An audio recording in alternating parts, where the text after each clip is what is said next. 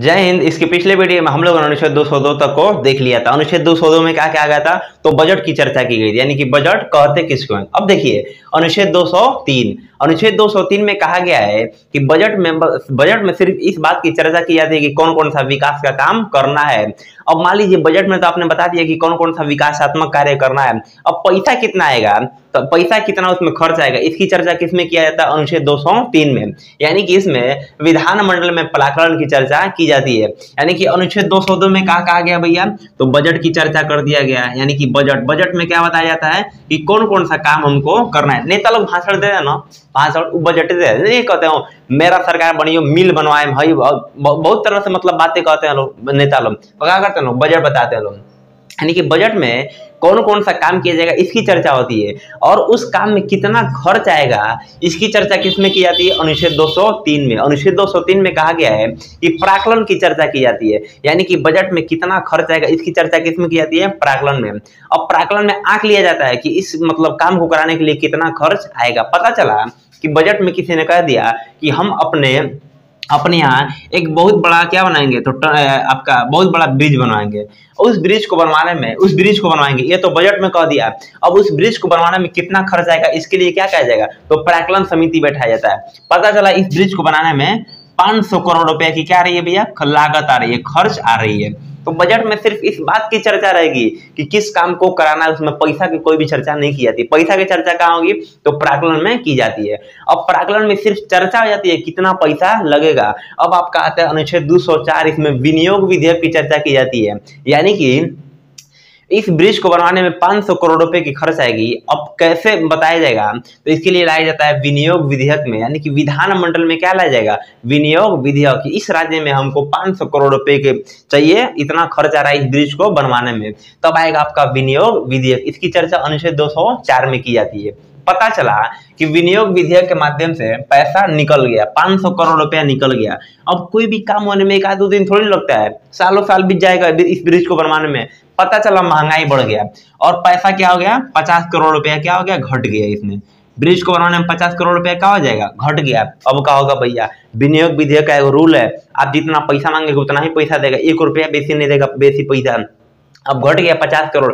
अब क्या किया जाएगा, तो अब अलगे से पैसा मांगने के लिए लाया जाता है अतिरिक्त या अनुपूरक अनुदान। इसकी चर्चा अनुच्छेद 205 में की जाती है। यानी कि जब विनियोग विधेयक द्वारा पारित रुपया में से पैसा कम पड़ जाए तब क्या लाया जाता है, तो अतिरिक्त या अनुपूरक अनुदान को लाया जाता है। तब और अतिरिक्त अनुपूरक अनुदान को विधानमंडल में लाया जाएगा और कहा जाएगा देखिए ना महाराज, जो पैसा आप दिए थे ना 500 करोड़ रुपया ब्रिज के लिए, वो कम पड़ गया 50 करोड़, फिर आप पारित करा दे दिए ना 50 करोड़ रुपया, तो क्या हो जाएगा, तो आपका विधानमंडल में अतिरिक्त या अनुपूरक अनुदान को लाया जाएगा। इसकी चर्चा अनुच्छेद 205 में की जाती है। फिर आपका आता है लेखा अनुदान। अब आप ही सोचिए भैया, ब्रिज बनवाना तो इतना सारा प्रोसेस होकर गुजरना पड़ा है। पता चला स्टेट में कोई बहुत भयंकर इमरजेंसी आ गई, कोई तबाही आ गई, तो अब का सबसे पहले आप बजट पास कराएंगे, फिर प्राकलन समिति से संसद में चर्चा कराएंगे, बहुत टाइम लगेगा इस सब प्रक्रिया को।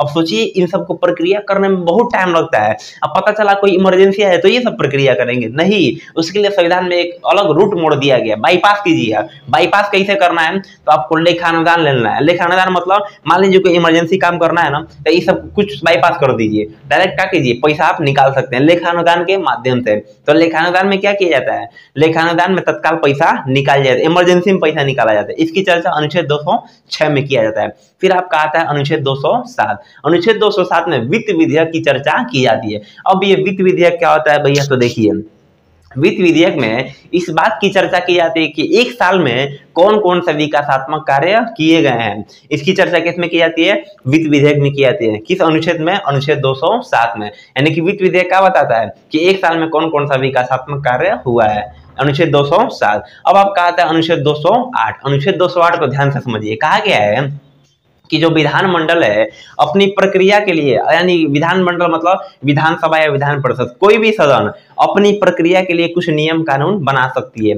यानी कि आपका विधानमंडल कब खुलेगा, कितना का वेतन कितना दिया जाएगा, कितना टाइम तक किसी आपका मुद्दा पर इसमें बहस चलेगी, यानी कि आपका जो विधानमंडल नियम कानून बना सकती है, वो स्वतंत्र है। इसकी चर्चा अनुच्छेद 208 में की जाती है। फिर आपका आता है अनुच्छेद 209। अनुच्छेद 209 में कहा गया है कि जो राज्य का विधानमंडल है वो वित्तीय प्रक्रिया के लिए कानून बना सकती है, यानी कि पैसा से लेन देन संबंधी कोई भी कानून बना सकती है। फिर आपका आता है अनुच्छेद 210। अनुच्छेद 210 में क्या कहा गया है कि विधानमंडल में प्रयोग की जाने वाली भाषा है। अब आप ही सोचिए, क्या भाग संख्या 5 में इन सब को आप नहीं देखे थे, नहीं समझे थे?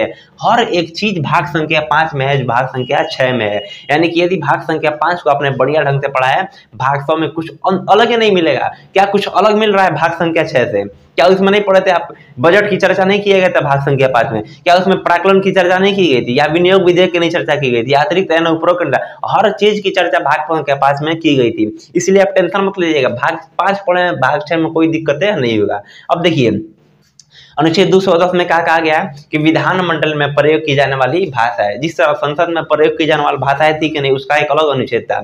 इसी तरह विधानमंडल में आप कौन कौन सी भाषा बोल सकते हैं, इसके लिए चर्चा की गई है। क्या कहा गया है कि आप विधानमंडल में या तो इंग्लिश बोलिए या तो आप हिंदी बोलिए। लेकिन पता चला कि हम कोई दोनों भाषा में, मान लीजिए कोई विधानमंडल का सदस्य है, विधानसभा किसी का भी कोई सदस्य है, इसको इन दोनों भाषाओं को बोलने में दिक्कत हो रही है, तब क्या होगा? कहा गया है कि मान लीजिए कोई व्यक्ति है और वह विधानसभा का सदस्य है, उसे हिंदी इंग्लिश बोलने में दिक्कत हो रही है, तो वह सभापति से बह जाए और कहे कि महोदय मुझे हिंदी या अंग्रेजी नहीं आती है, मुझे अन्य भाषा आती है, आप मुझे मौका दीजिए वो भाषा बोलने के लिए। तब यदि अध्यक्ष कहेंगे कि नहीं आप बोल सकते हैं, तो अब ये बोल सकता है। मान लीजिए कोई व्यक्ति विधान परिषद का हो, तो वो किससे परमिशन लेगा?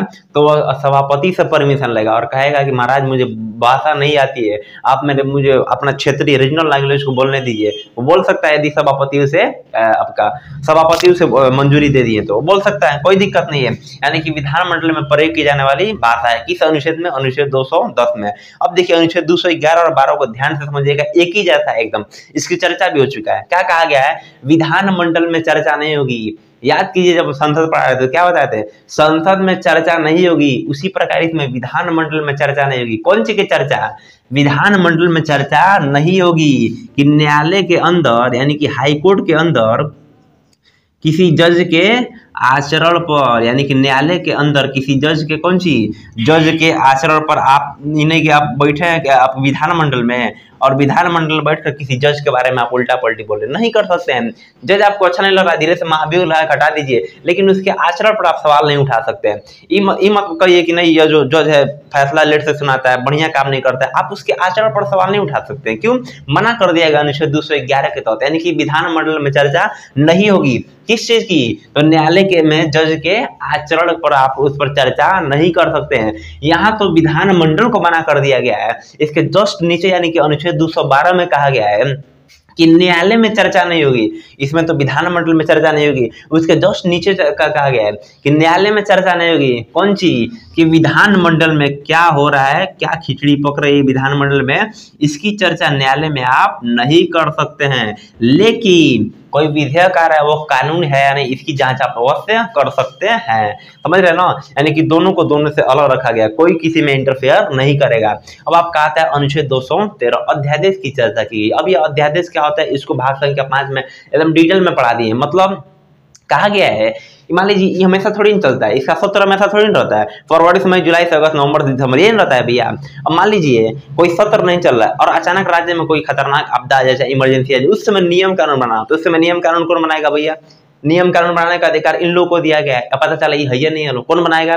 तब कहा गया है कि जो राज्यपाल हैं अस्थायी कानून को बना सकते हैं। यानी कि आपातकालीन स्थिति में उसको स्थिति को रोकने के लिए राज्यपाल अस्थायी कानून को बना सकते हैं। इसी को हम अध्यादेश के नाम से जानते हैं। यानी कि इन एक एक पॉइंट को भाग संख्या 5 में खूब बेहतर ढंग से समझाया गया है। यानी कि भाग संख्या 5 और भाग संख्या 6 कुछ अलग नहीं है, केवल अनुच्छेद अलग दिया गया है। कॉन्सेप्ट तो सब एक ही है, कॉन्सेप्ट से ही मतलब है। समझ रहे हैं नहीं? ऐसा था आपका अनुच्छेद 213। इसके बाद अनुच्छेद 214 में सुप्रीम कोर्ट, आपका हाई कोर्ट की चर्चा की गई है। इसको हम लोग नेक्स्ट वीडियो में समझेंगे। आज के लिए इतना ही, मिलेंगे नेक्स्ट वीडियो में, तब तक लिए जय हिंद।